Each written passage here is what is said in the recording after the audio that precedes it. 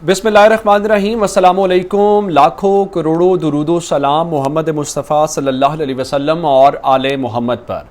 मैं हूँ उमर दराज गोंदल और आप मेरा यूट्यूब चैनल देख रहे हैं।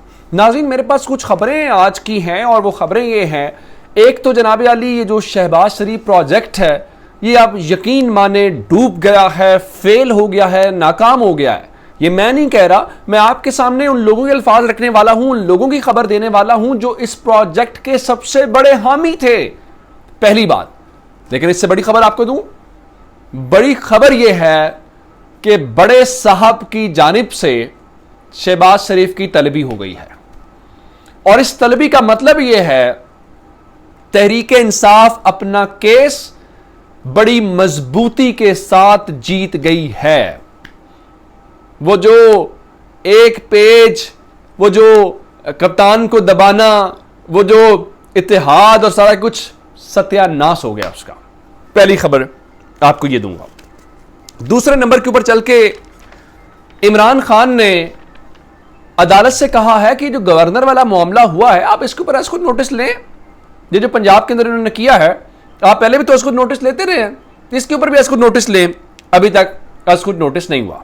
लेकिन मैं आपको ये बताऊं, जो खबर मेरे पास है, अगर वैसा हो गया जिसको मीडिया छुपा रहा है, जिसको डिस्कस नहीं किया जा रहा अभी तक, आपको कहीं नजर नहीं आ रही, और मैं ऐसे ही नहीं कह रहा ये प्रोजेक्ट डूब गया, मेरे पास एक ऐसी डेवलपमेंट है, अगर वो होने जा रहा है और हो गया तो समझें ये सारा का सारी इन्वेस्टमेंट नाकाम। फिर आखिर में मैं आपको इलेक्शन कमीशन से मुतालिक बताऊंगा आज तहरीक इंसाफ ने ऐसी क्या स्ट्रेटजी अपनाई कि वो इलेक्शन कमीशन जो बहुत बोल बोल के और तहरीक इंसाफ के खिलाफ बहुत फैसले लेता है, आज उनके यहां भी खामोशी छा गई और उनके पास कुछ नहीं था। आखिर ये क्या हुआ है और क्यों हुआ है ये आपके सामने रखूंगा। लेकिन अगर आपने अभी तक चैनल सब्सक्राइब नहीं किया और आप चाहते हैं कि आपको मुस्तनद और बर वक्त खबरें मिलती रहें तो हमारा चैनल सब्सक्राइब कर लीजिए, बेल आइकन के ऊपर क्लिक कर लीजिए ताकि हमारी आइंदा आने वाली वीडियोस बर वक्त आप तक पहुंचते रहे। मामला इस वक्त ये है कि ये प्रोजेक्ट जिसको मीडिया के जरिए कंट्रोल किया जा रहा है, मिसाल के तौर पे आज 190 के करीब डॉलर गया, मीडिया उसके ऊपर बात नहीं कर रहा।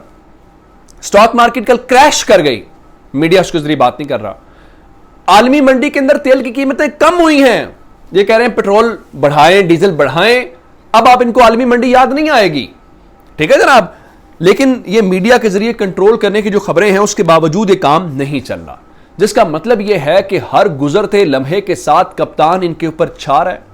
कप्तान अपना नैरेटिव कामयाबी के साथ अपनी कौम तक पहुंचा रहा है। मैं आपको दो लोगों की मिसाल आपके सामने रखना चाहता हूं। पहली, कामरान शाहिद जो हैं, क्या वो इमरान खान के हामी हैं? अगर आप में से कोई उनको दुनिया न्यूज के ऊपर देखता हो या ट्विटर या किसी जगह पे भी उनको देखा हो तो वो इस वक्त इमरान खान के सबसे बड़े नाकिद, जिन्होंने पिछले 6 महीने साल के अंदर सबसे ज्यादा कप्तान के खिलाफ कैंपेन की है, उसमें कामरान शाहिद भी मौजूद है।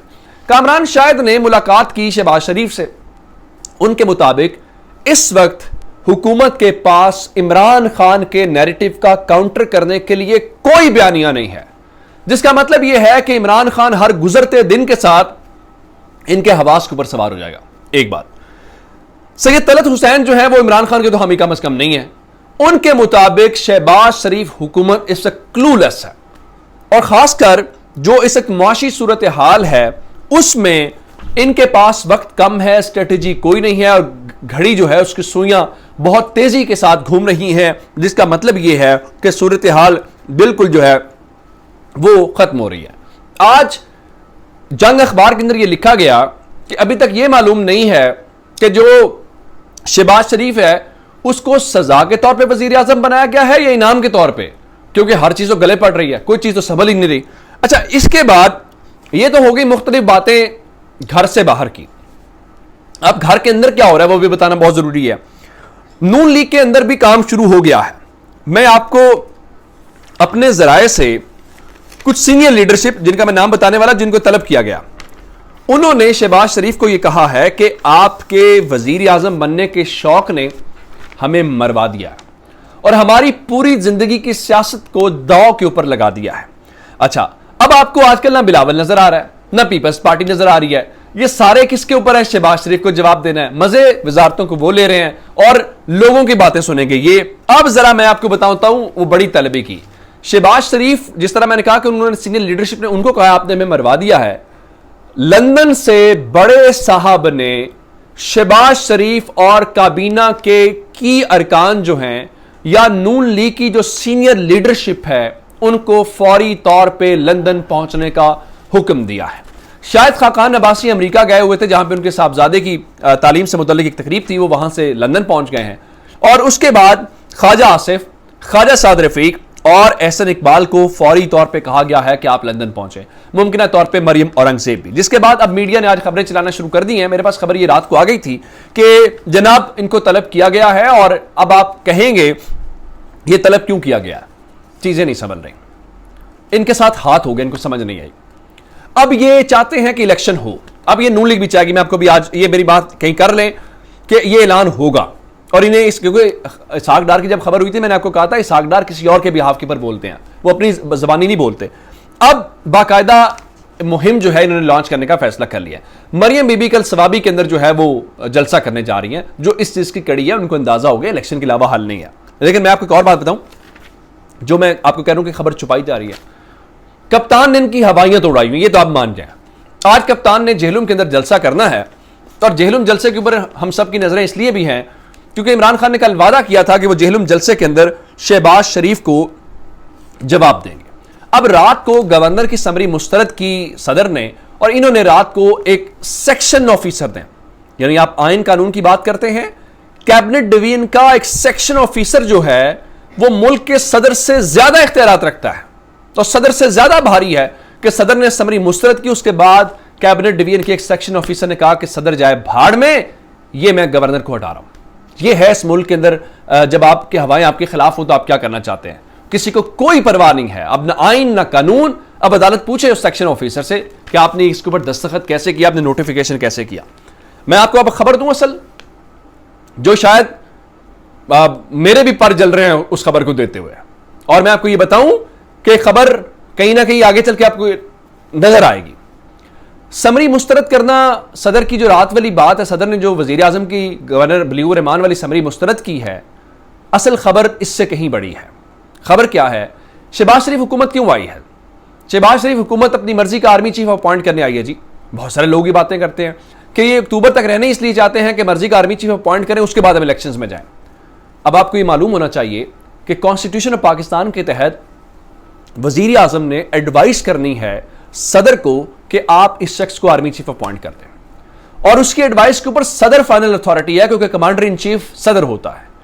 अगर शहबाज शरीफ ने कोई ऐसी समरी भेजी और सदर पाकिस्तान ने शहबाज शरीफ की आर्मी चीफ की अपॉइंटमेंट के मुतालिक वो समरी मुस्तरद कर दी, फिर क्या होगा? असल खबर है ये, आप जिसके ऊपर फंसे हुए ना गवर्नर वाली समरी, वो जरूरी नहीं है, वो बड़ी खबर नहीं है।